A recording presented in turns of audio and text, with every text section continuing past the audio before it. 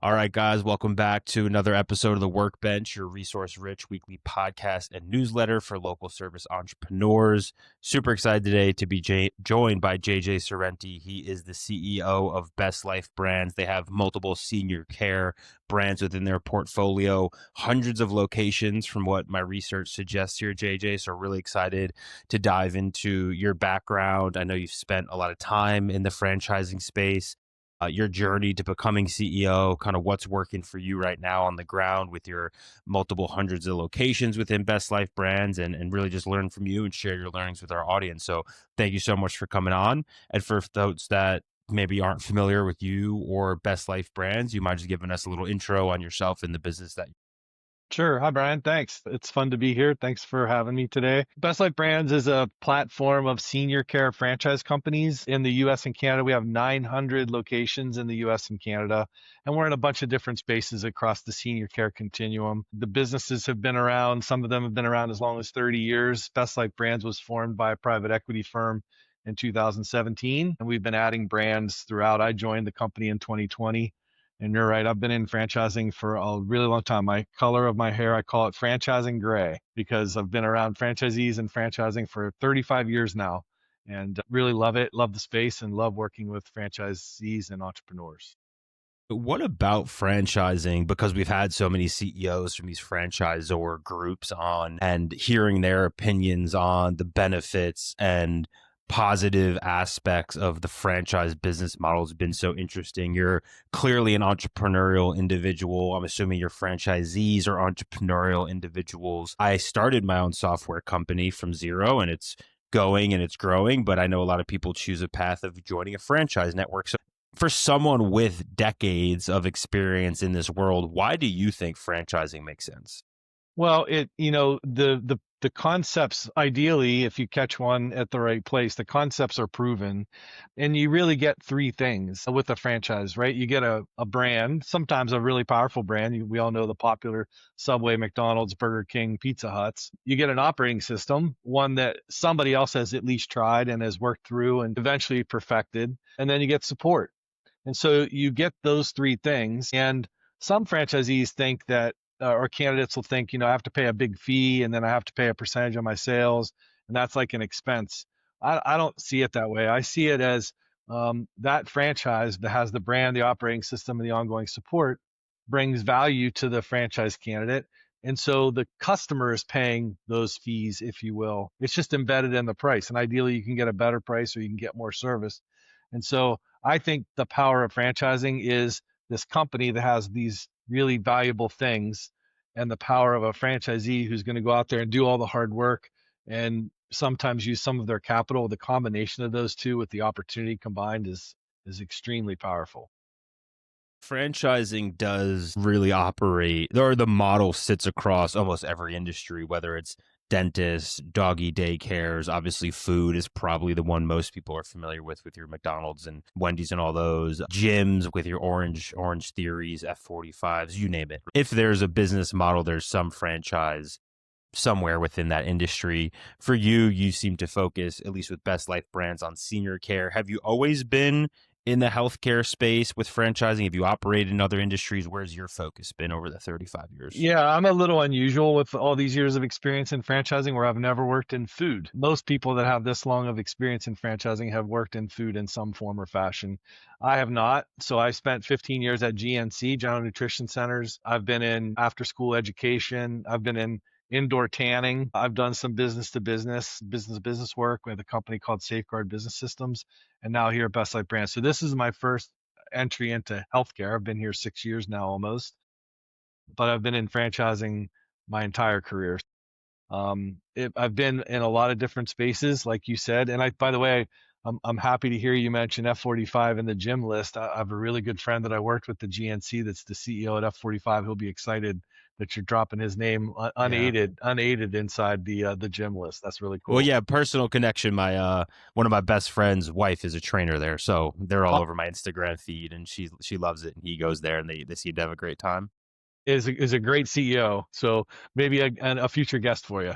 Yeah, definitely. Okay, so in terms of senior care, thankfully that's a space I'm somewhat familiar with through my grandparents. However, it's not a world I've had to dive into tremendously yet with the age my parents are and where I am in life. So for those that maybe aren't as engaged with that world and that system, can you kind of walk through kind of what your brands do, what the value is, and what y'all focus on for value in your system?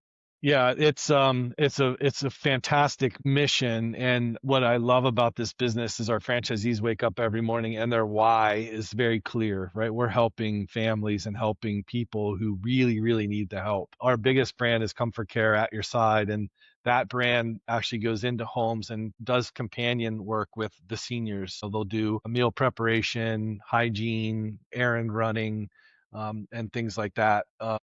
And it's a really big business. And again, these people need this support. They need help in their home every day, or every other day, and we're in there to do that.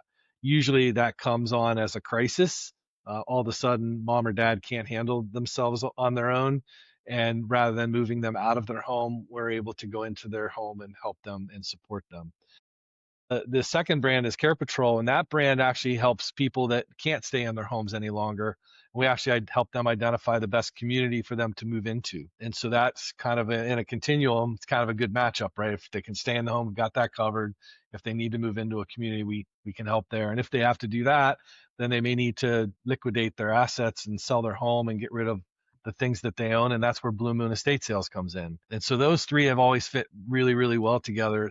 Our newest brands are one's called Boost Home Healthcare. Boost is the same in-home care service, but this is more along the lines of occupational therapy, physical therapy, infusion therapy, speech therapy. So there's usually an incident, maybe a hospital stay.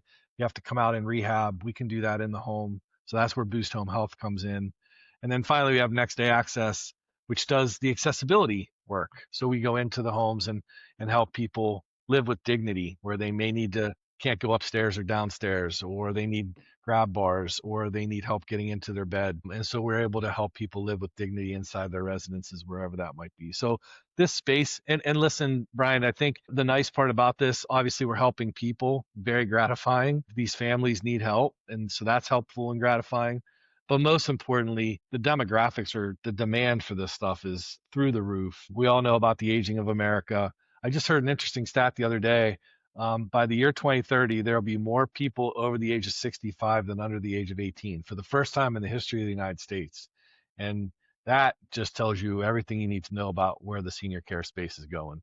Yeah. No, and I think the interesting thing of many of the interesting things you said there, the synergies between the brands, I think is quite unique because we've talked to Jeff at Homefront Brands, Felicia at Empower Brands, local service entrepreneurs.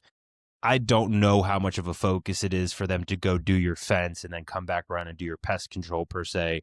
For you guys, is that an intentional, like, how, do you intentionally open and create brands that have synergy? Is that was it more of an accident? Can you talk more about how you create a system where there are those synergies between the brands? Yeah, I think it was intentional. 2017 is when it started. I joined Yeah. in 2020. As you look across the senior care continuum, there's 20 or 30 more spaces we can get into.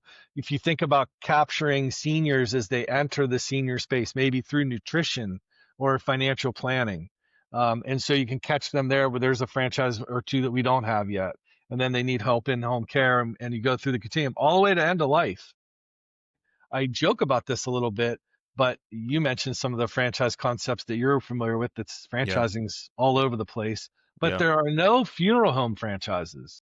Mm, And I wonder why. I asked that question kind of in a rhetorical fashion, but if you think about it from our perspective, there's 20 or 25 more spaces that we can get into across that continuum. And sure, it's intentional because we want to be able to help people as they go all the way, again, through the end of life if that's necessary. And so that is intentional. We've not gotten really good at it yet, where our franchisees are working together in the markets where they can. And so we're trying to get better at that part of the business. But in the meantime, we'd like to have the opportunities to get good at it, and that's where it sits. do you have a strong reason as to why there's no funeral home I franchises? don't. I don't. Listen, I think that business is always very local. Think about it from the places where we grow up. For sure. But at the same time, I think you can have local representation under powered by a national brand. I'm going to guess that it might have something to do with licensing or state regulations, but Yeah. that's all been carried through before too. Maybe nobody just had the idea yet. And so here I'm talking about it. Yeah. Yeah. No, well, maybe a couple years from now, we'll see the Best Life Brands funeral home concept open up. But I think that in terms of finding Never know. You never know. finding franchisees now, like, I'll come from the layman's terms. My general thought from the outside looking in is that there's probably a wider swath of individuals who are potential candidates for opening a pressure washing franchise or a roofing franchise than the person who's wanting to go into, let's say, in-home care. Maybe that's incorrect and that could just be my own bias, but like, how do you think about finding folks who want to get into what I'll say is maybe it's a very intimate, relatively sensitive, if is the term I'm thinking of, space compared to, let's say, pest control? How do you think about kind of finding the right folks to join your group and then validating and verifying that they're the right franchisees for your system? So as we talk to candidates interested in franchising, I think you have to go through a bunch of door closing processes with them. So the first question is, do they want to be in business for themselves?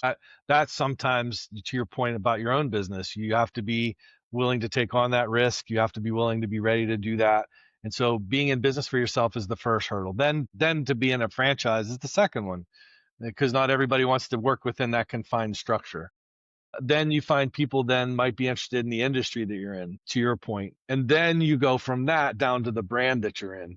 And so you keep having conversations with people. Yes, they want to be in business for themselves. Yes, they want to be in franchising. Yes, they want to be in senior care. Yes, they want to be in your brand. And Mm-hmm. so by having those conversations, you qualify the right candidates to be interested in that.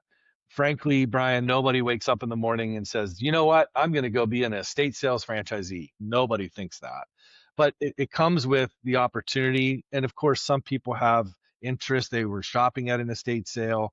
They took care of mom and now they know the need that's necessary and they were good at it. They may have a nursing or healthcare background. So there's all those kind of things. And I'll give you one last example. When I went to Huntington Learning Centers to be the CEO, the first thing I thought was, holy mackerel, are there enough teachers that have the financial wherewithal to be franchisees? Because that's what I thought after schools, tutoring and after school education that Huntington was focused on. We'd have to find teachers to be franchisees. There were very few teacher franchisees. The teachers want to teach. We found business people that were interested in helping families with the child that was struggling in school, and then found teachers, etc. And so I think some preconceived notions around you have to be a gym rat to be a gym owner, not Right. true, right? Yeah. And you have to love fast food to be a McDonald's franchisee, not true. I think eventually, though, you have to certainly love what you're doing. And we kind of qualify that as we get to meet with candidates through the process of finding the right people. For you guys, like when it comes to choosing, and I know you've been with the company about 5 years, like have you thought about, well, I guess, what's your perspective as CEO on acquiring and opening new concepts versus tripling down on existing concepts and how you think about growth within the existing system? Are you guys focused on one or the other? Is it both? Is it, hey, let's just make our current franchisees really be killing it? Where's your focus there from a growth Yeah, you perspective? have you have to be good. You have to be good at all three. So you have existing franchisees. You have to help them grow organically. Well, I'll say this: you have to help them achieve whatever goals they have organically, because not every franchisee wants to grow, right? Once they get to a certain point, they might go, "I'm big enough. I just like to do this more efficiently. I'd like to do this with a better marketing campaign." So you don't automatically go in and assume that everybody wants to grow, because sometimes you talk to someone about growth and they go, that sounds like more complicated. I'm not interested in more complicated. So, but you have to help them. So the first thing is the focus is helping people achieve whatever goals they have. And then we want to put more pins in the map because we know the services that we offer are award winning and they're really good. So let's make them more convenient to more people in the United States and Canada, right? So we have to be good at helping existing franchisees. We have to be good at finding new franchisees.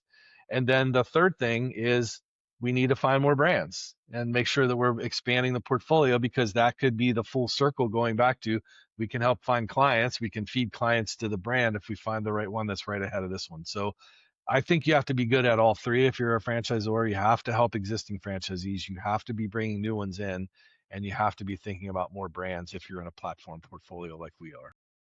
We recently, for my software company, started focusing more on location analytics, specifically saying, hey, here's a heat map of where your leads are coming from, and then finding the delta between this group of leads are within a certain range of your existing franchisees versus, hey, this could be an opportunity for a new franchise system. So I don't say that as a shameless plug. I say that as a question to you as CEO. How do you go about, what's your rubric and criteria for determining where the next market is for any of your concepts? That is a great question. I can tell you story after story about this, but I'll give you an example and then tell you a quick story. The example is that if you can find the right, and usually it's a demographic thing or a psychographic thing. So you're usually counting people or looking at whatever lifestyles they have. And so you try and figure out that, and then you take it and say, here it is. Here is franchisee number one and franchisee number two. Now, franchisee number two might be better than one.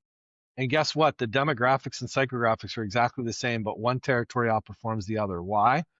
Franchisees are a little bit better. They're more effective at what they do. So you can't just rely on that modeling that you do, Mhm. right? Because franchisee is a big influencer in that. And so the story that I like to tell is we were building a regression model back in my GNC days. This is now 35 years ago, right when I first started at GNC. And we were trying to figure out, we had 40 or 50 different determining factors on whether a store would be successful in a shopping center. And when we got down to it, the predictability of that success factor was going to be 55%. And I remember sitting in the room with the person that said, "That's as accurate as we can get, 55%." And they were like, "Yeah, this is as good as it can get." And so the guy said, "So this is 5% better than flipping a coin. Like I can go heads or tails. It's 50-50. You're going to do all this work and I'm going to get 5% more out of it. That's not good enough. I need it to be much more accurate, much more predictable." But we could never figure that out. Now, that was 35 years ago, a lot less data. So you have to be careful. Like you can make these predictions and you can build these models. And I'm not suggesting your software is probably way better at what I just talked about. And so if you can get the predictability at 70 or 80, the challenge is you can make it even better with a good franchisee, or you can make it worse. And I'm not suggesting that we have bad franchisees, but sometimes people get into the business and then something happens in life. It's going to happen. Yeah, it's inevitable. Not all entrepreneurs are not created equal. It's just, I know franchisors try and hopefully screen for that, but yeah, I mean, it is what it is. It's life. Life gets in the way. And we literally just have a franchisee. I was just talking about him an hour ago. This poor woman, her husband now needs dialysis 3 days a week. She's his primary caregiver. She can't run the business anymore. So it's a really good example of it's a situation where she didn't know that was coming. But I think it's super important to make sure that you understand the demographics and psychographics. That's the best way we identify territories when we go into a location. It's 2025. There's a few things on everyone's mind. I'd say AI is one of them. Again, my software company, just to put myself, everyone that listens to my podcast knows what I do, but it's like we focus on the AI kind of engagement at the top of the funnel, speed to lead, those things. Actually, against talking against my own book, like I don't think that AI is quite there yet to replace humans in a lot of customer service roles. I think it's really good in certain scenarios. I'd say particularly for something like senior care where it is so intimate and it's a loved one.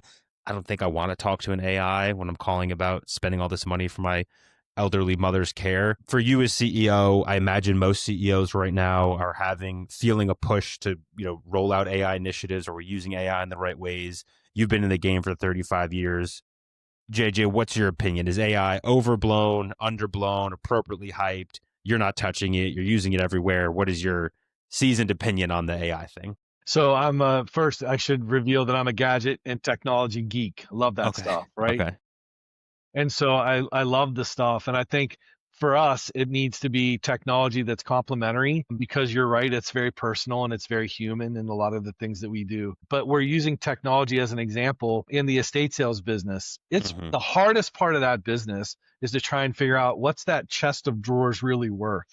The person that owns it thinks it's $1,000 because that's what they paid for it, but it's not in the resale market.